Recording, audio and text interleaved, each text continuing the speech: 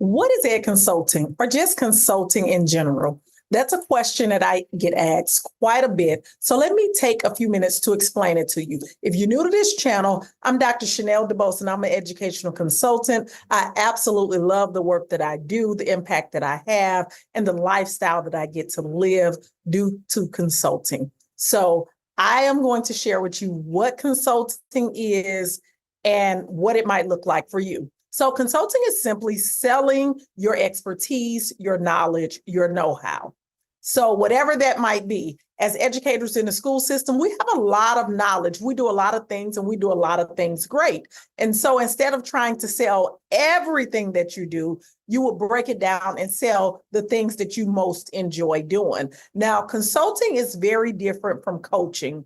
Coaching is when you're going in and you are helping people to make a decision. You are talking them through, you're asking questions. That's not what consulting is. So if you think about on a basketball court, when you have a basketball coach or a baseball coach, they are coaching at practice. They are giving you technique. They are giving you strategy. They're asking you to implement. They are telling you what your implementation look like, what you need to do differently. That's coaching. And then when the game starts, the coach then goes into consulting mode.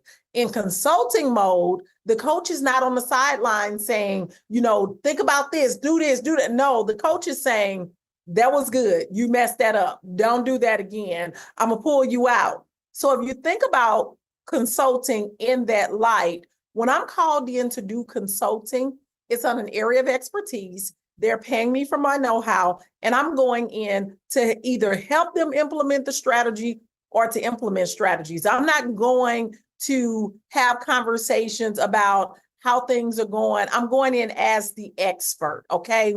So you don't have to be the expert in everything. Let me be clear. You're only going to be the expert in the thing that you're an expert in. So maybe you're really good at data collection. You know how to collect data and you know how to put it into charts that are easy to read and easily digestible. You might go in just for a data implementation segment and you're going to go and teach others how to organize data, how to use data, how to read data. You don't have to go in and evaluate the whole building and do all of those things.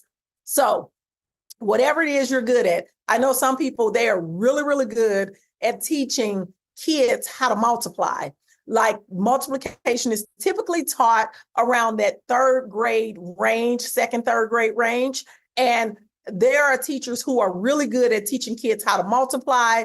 They have specific strategies and techniques on how to get kids to understand division. Maybe it's place value. Instead of you going in teaching the whole second grade curriculum or the whole third grade curriculum, you're going in to teach those teachers, to show them how they can implement your strategies in their classroom and get the same results you get. So you can consult in many different ways over many different topics, and you don't have to be an expert in everything, just in the thing that you're an expert in. And who determines whether or not you're an expert? Your results should speak for themselves. Like if you are known to have your entire class or most of your class as great kids who can multiply really well by the end of third grade year, those are your results. If you know that you use specific strategies, you know that you have specific tools that you use that get you results. Consulting is all about results. So think about the results, not about the role that you play in the school.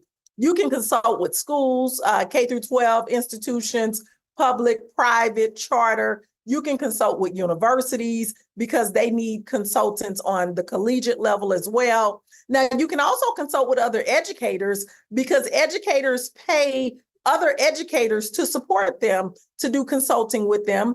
Also, parents, I just got through talking to a teacher who is going to help parents through the PTO to teach their kids how to have positive and productive teenage relationships. So she works specifically with girls age 11 to 14, and she teaches them how to use social media. She teaches about cyberbullying, and she teaches about positive and productive relationships. So you can consult with parents, you can consult with students. This same person also has a girls group with students that the school pays her to come in to work with this group of students to teach them the skills. And then in the same breath, she's able to teach those teachers how to use those same strategies in their classroom to cut down on some of the cattiness and some of the issues that happens in fourth and fifth grade classrooms with students and in high school classrooms too.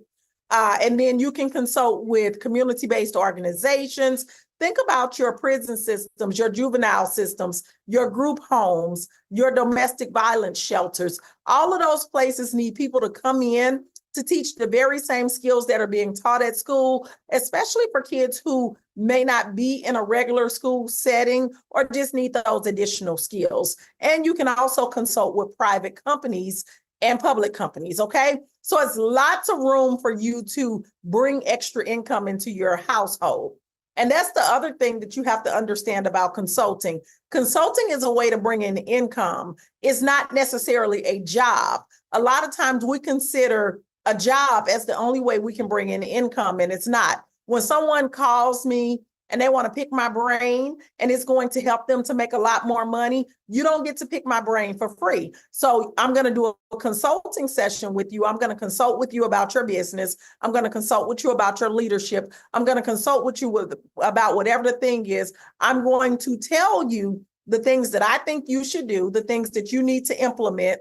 And then you're going to pay me for my know-how because you're paying for my experience. You're paying for my results. You're paying to get to skip the line, not have to make all of the mistakes that I had to make and all the other people had to make. You get to avoid many of those and skip the line. And that's what consulting is. With consulting, you can simply teach strategies. You can do implementation. Some people will pay you to come out and just implement. Some people will pay you. That's consulting when they pay you to write a curriculum. That's consulting. When they pay you to come in to do a speaking engagement, you're coming in, you're actually doing it. It's listed as a speaking engagement, but it's also considered consulting. When they pay you to come in to advise on policy. So if you are an IEP specialist and you go in to talk to the IEP case manager, individualized education plan, or special education students who have special needs, you go in to assess their setup to see if the students are getting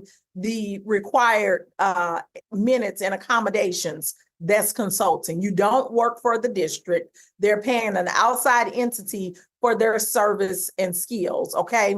And like another example would be like when you help a parent to choose the right school for their students. There are consultants who help to match students to schools, not just colleges, but even elementary, middle school, high school, especially if you're in a city or state that has a lot of school options. There are consultants who get paid to bring forth schools that will be a good fit for the type of kid the parent has. And then they work together to figure out which school is the best school for their child. So there's many ways that you can consult. Understand that consulting is about having a customized solution. It's not a one-size-fits-all type of situation. You're going in to identify gaps in the system or perhaps gaps in the processes that they're using. And your job is to propose a solution, not to stand there and expect them to have the solution. You're going in with the solution. If you know how to teach kids how to multiply, you know the 4 strategies that they need to teach the kids so that 80% or more of that class will know how to multiply. When I'm working with leadership coaches, I know that if you have clarity, confidence, and control, you can lead lead your mission and vision in a way that creates a good culture in your building. And so you got to go in knowing what it is you need to do and not asking them what it is you need to do. And the overall goal is for you to help them to increase or improve their outcomes. That's your job. If you go in and you don't do that, something has gone wrong. You need to go back and look back over your processes and what it is you're doing, because the name of the game is continuous improvement.